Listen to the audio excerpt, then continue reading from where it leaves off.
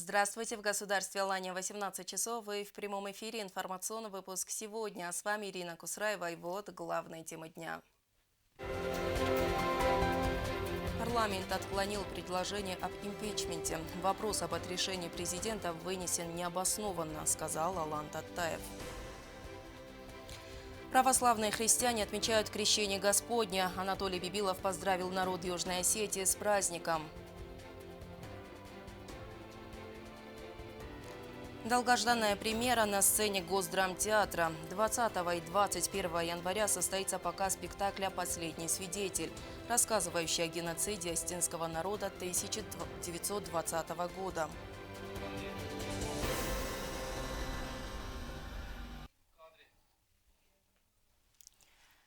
Сегодня состоялась сессия парламента, на которой после многочасовых споров и обсуждений парламентарии рассмотрели вопрос об отрешении президента от занимаемой должности. Однако фракции «Единая Осетия», «Единство народа» и Коммунистическая партия отказались участвовать в обсуждении данного вопроса и покинули зал заседания.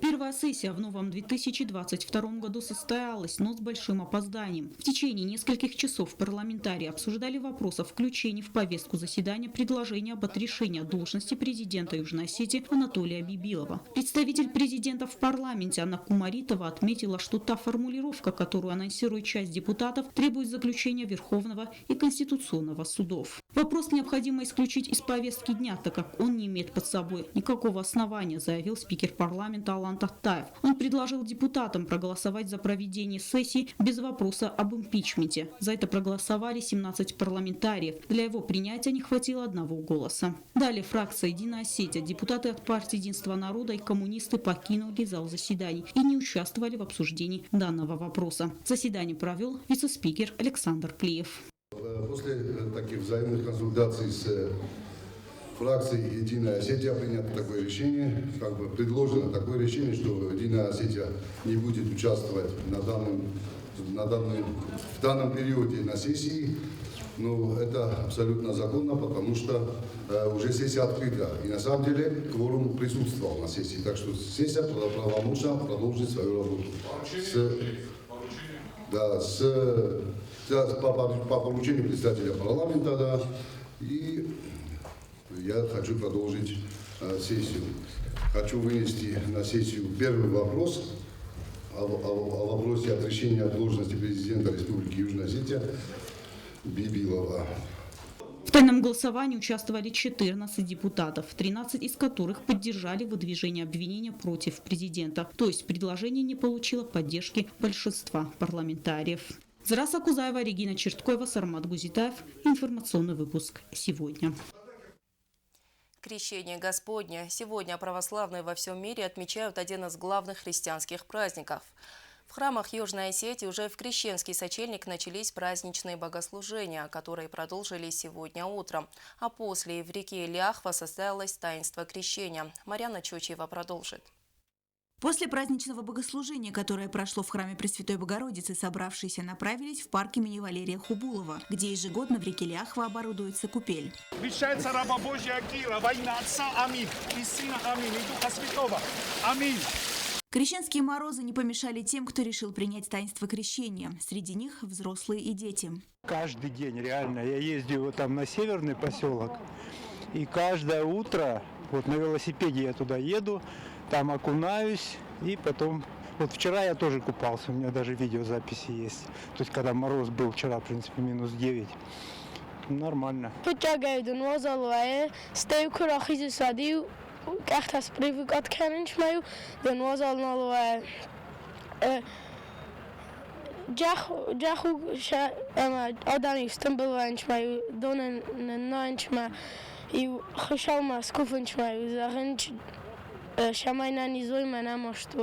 Будучи крещенным еще в младенчестве, юный Сергей Санакоев ежегодно принимает участие в крещенских купаниях. Просто чтобы хорошо было.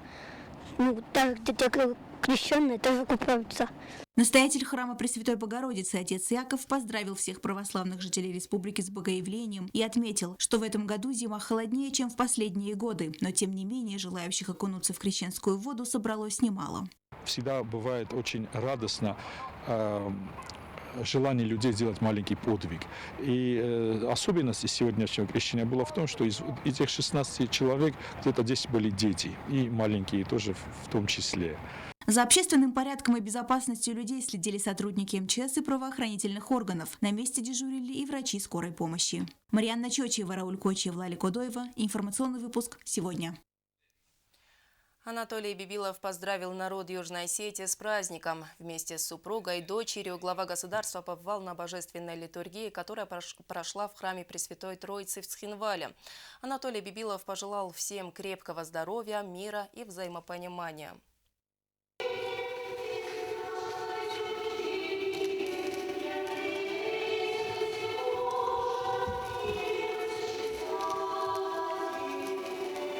Крещенский сочельник прошли праздничные богослужения в храмах Южной Осетии. Божественные литургии посетили сотни верующих республики, чтобы помолиться и набрать освященную воду, которая считается целебной. В числе православных богослужений в храме Пресвятой Троицы посетил глава государства Анатолий Бибилов с супругой и дочерью. Он поздравил всех христиан с одним из главных церковных праздников, пожелав всем крепкого здоровья, мира и взаимопонимания. u Strberekon abun khoshafer keshe rarvsodemetechei joarftet bashi ama chiresti abet irunodemene khoskenekşo evshamont rotet ama fitjogder shukurem khoshavai chiresti shukurem vi anani jinot man nodemen ashwezoresteja khoskenekşo anani shidaro evshamont davet ama iu khabar keshe uiderteve أنا جاينا لخسنا ضويتا كراجين برجينات من مش كراجين برجينات در خص كنك شو أو مش كراجي برجينات دن أقاس كنك شو أو شمالنا يو دروت برا بون خوز أخوات أبون نوج دري فقط كان نشترك برك بونو أما أول دايما بدر فجأة شو خشاوي شرستيا أو شمالنا وات. Завершив обряд божественной литургии, настоятель храма Пресвятой Троицы, отец Сергий, обратился к прихожанам с поздравительной речью.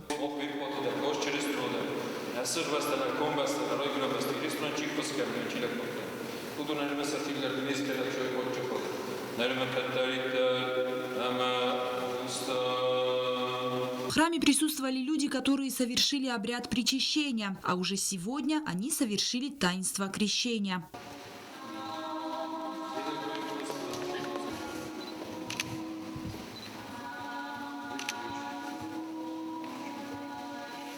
Роза Тедеева, Тамерлан Кусраев. Информационный выпуск сегодня. Снегопад на Транскаме не повлиял на передвижение автотранспорта. Трасса расчищена и функционирует в штатном режиме.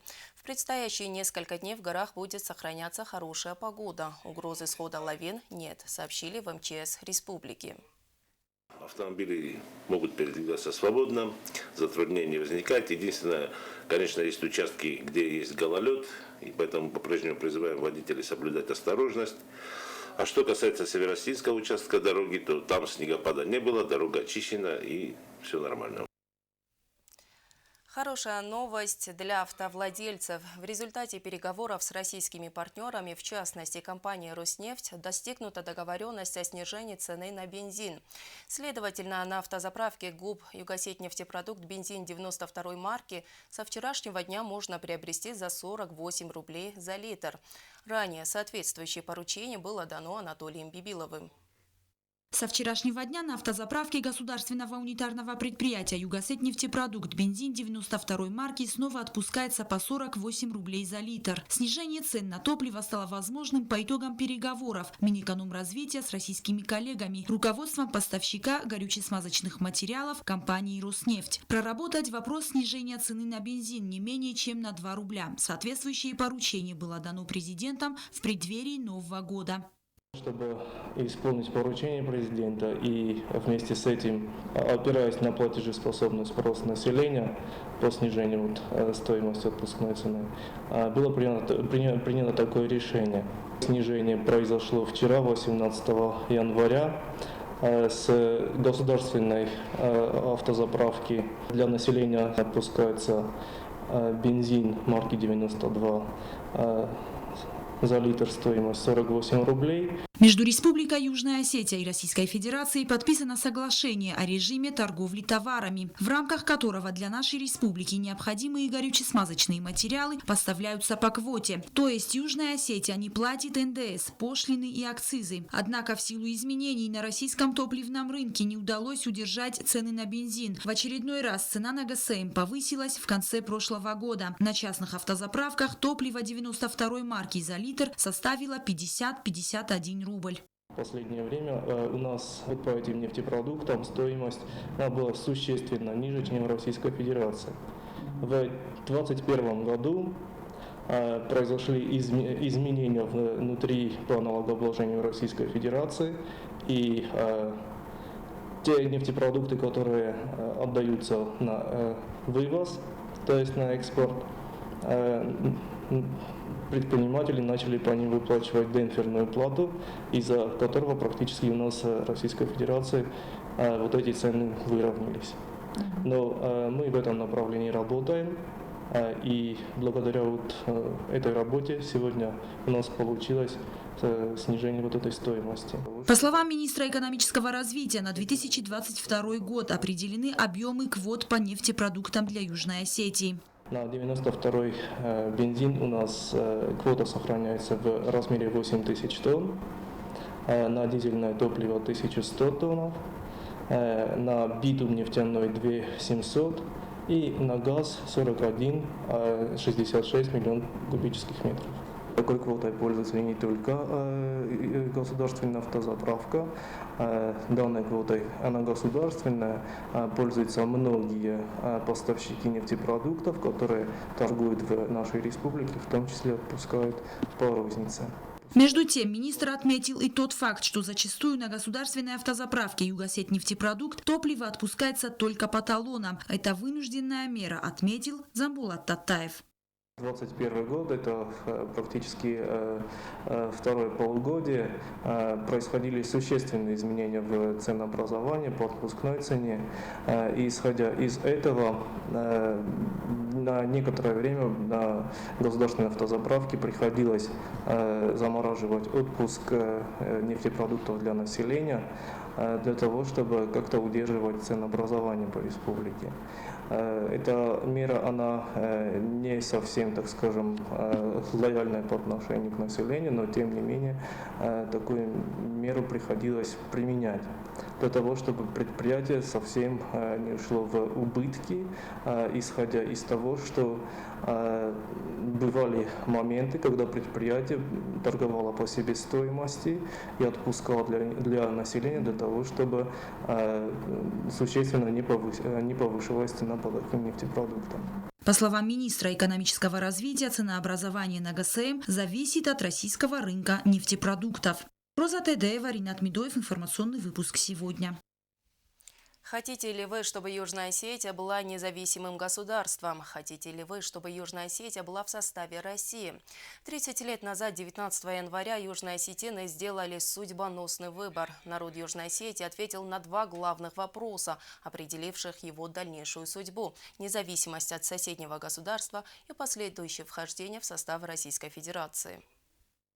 19 января исполняется 30 лет со дня проведения первого референдума о независимости Республики Южная Осетия. 30 лет назад народ Южной Осетии осуществил судьбоносный политический шаг на пути становления своей государственности. Проведение референдума стало большим праздником и победой народа Южной Осетии. На всенародном голосовании, проведенном в безупречном соответствии с юридическими нормами и в присутствии большого количества международных наблюдателей, было реализовано неотъемлемое право нашего народа на независимость и выбор пути своего свободного и безопасного развития. Референдум 1992 года о независимости Республики Южная Осетия – уникальное правовое подтверждение легитимности республики. Проведению референдума предшествовала очень непростая ситуация, сложившаяся к началу 90-х годов, когда в республиках СССР заметно активизировались националистические движения. В развитии и закреплении итогов референдума 19 января 1992 года Верховный Совет Республики Южная Осетия 29 мая 1992 года принял акт провозглашения независимости Республики Южная Осетия. Эти выверенные и безупречные с точки зрения международного права исторические шаги позволили Российской Федерации 26 августа 2008 года признать независимость Республики Южная Осетия. Южная Осетия заплатила высокую цену за право на свободу и независимость многими жизнями защитников Отечества и мирных жителей. Благодаря правильным решениям 30-летней давности республика состоялась и утвердила свою государственность. Страна уверенно движется по пути социально-экономического развития, построения современного правового демократического государства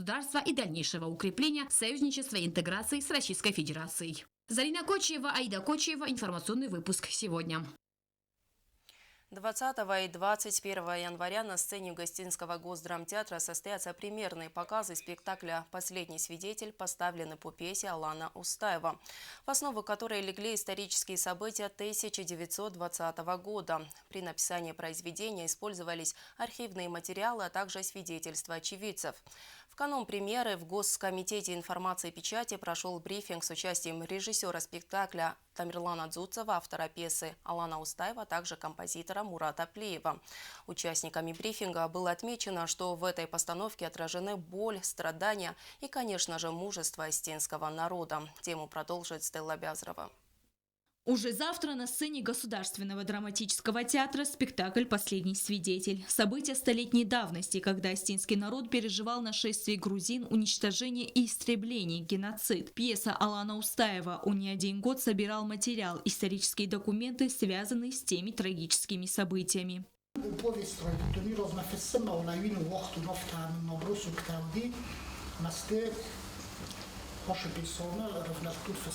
از یا مخزن در فجرتون تامرلان منم باخم قدی من آخم کارتیدان فستون رایسون مرباشو وی خادمایو کلم در شهر زیاد مدر شهر شنجاقسم مدر فلای شمه تاغ کتمون من باخ وی قلنو دستم هاخم نیست فزن جنیسم هاشا خود تا گفته نبتاق جنیسم. Режиссер спектакля Тамерлан Дзуцев. По его словам, каждый осетин, который хочет знать историю своего народа, должен посмотреть спектакль. Факты предательства, уничтожения целых деревень, жестокое издевательство и убийство мирных жителей. В спектакле также описана судьба 13 коммунаров, героизм остинских отрядов сопротивления. Более того, представлены образы военных и политических руководителей Грузии, сыгравших роковую роль в истории осетинского народа. Среди них командующий Национальной гвардией Грузии Валико Джугели, главнокомандующий грузинской армии Георгий Квинитадзе и другие деятели, совершившие чудовищные преступления в отношении осетин. Шквал критики по отношению того, что это было не так, а это было так.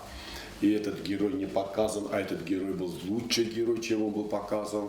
И это я ко всему готов. Я вам честно говорю, потому что 2 года вот этих, и которые прошли у нас с Аланом вместе по поводу работы над пьесой, я готов ко всему. Потому что пусть один человек хотя бы не документально докажет, что это не так, я готов изменить все в этой пьесе. Музыку к спектаклю написал композитор Мурат Плиев. Те трагические события коснулись его семьи, поэтому он по-особенному проникся в спектакль. Я знал, что у меня дедушка был чекистом. Это Абай Батико. Он был бакинским коммунаром, то есть не вошел ни туда, ни сюда, как был классический. Но он входил в отряд этих революционеров, которые тоже не ушли за север. Они ушли в горы и оттуда воевали. А моя бабушка, Машо Губичаева, она несла имя Иду. Это моя мать рассказывала. Она даже, по-моему, печатала эту статью какую-то. Так что это как бы мою семью, моих предков прямо коснулось. Большую часть музыки я написал прямо на сцене. Я просто сидел сзади и смотрел спектакль. У меня клавиатура, она даже у меня с собой. Я писал и готовые части уже передавал звукорежиссеру. Постановка масштабная, в ней задействовано почти 70 действующих лиц. В спектакле принимают участие и артисты Североостинского театра и Дегорского. Кроме того, уникальность спектакля, по словам режиссера, заключается в спецэффектах. Для этого в республику были приглашены российские специалисты. Спектакль имеет возрастной ценз 16+. Стелла Бязарова, Сармат Кузитаев, Лали Кудоева. Информационный выпуск сегодня. А далее прогноз погоды на завтра, 20 января.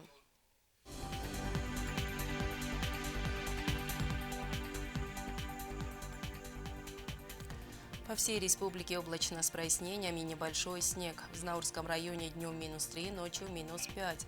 В Дзавском районе днем -4, ночью 9 градусов ниже нуля. В городе Куайса днем -9, ночью -14. В Ленигорском районе днем -3, ночью -9. В столице республики в Цхинвале днем -3, ночью -6. Я благодарю вас за внимание. До свидания.